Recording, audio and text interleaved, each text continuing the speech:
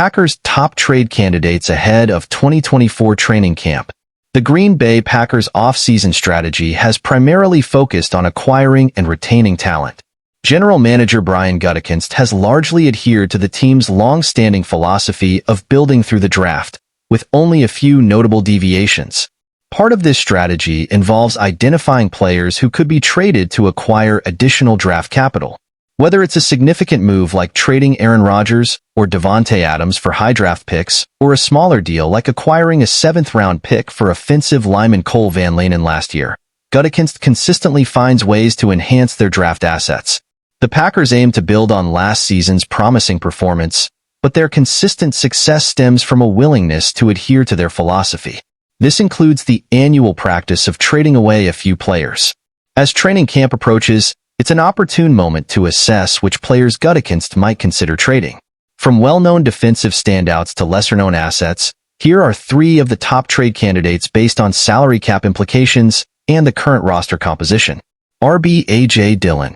A.J. Dillon recently signed a 1-year deal to remain with the Packers, but this does not preclude him from being traded. His contract includes minimal guaranteed money, with just under $200,000 allocated for his signing bonus. On one hand, this is a cost-effective deal for the Packers. While Dillon was less efficient last season, he still amassed over 800 total yards from scrimmage and should remain durable after 4 years as a complimentary back.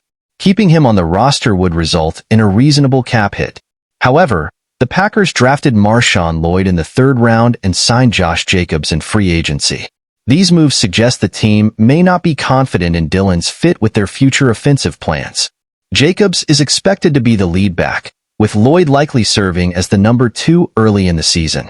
This would position Dillon as the 3rd running back, with promising young options like Emmanuel Wilson and Jarvian Howard, potentially pushing Dillon out of the rotation.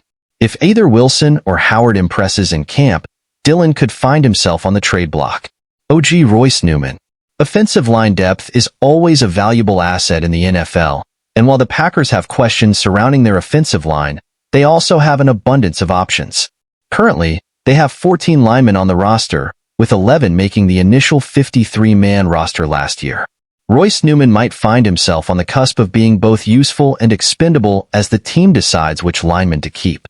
The 26-year-old started 16 games as a rookie in 2021, but his role has diminished each season since. Last year, he made just 2 starts, played 183 total offensive snaps, and received a PFF grade of only 44.3. The Packers continue to invest heavily in their offensive line.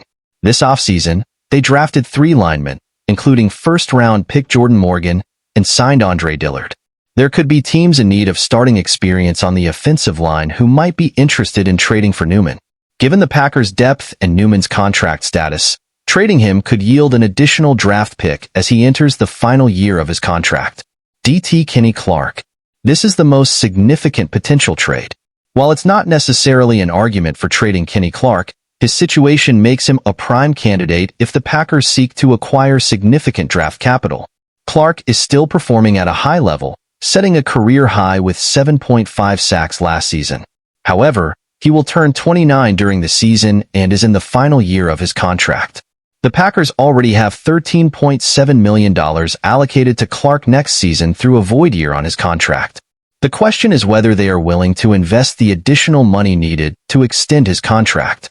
Clark has indicated that contract extension talks have occurred, and Gutekunst has expressed a desire to keep him. Despite mutual interest in an extension, Clark's situation is reminiscent of Davante Adams, who was traded to the Raiders when he was around the same age and up for a new contract.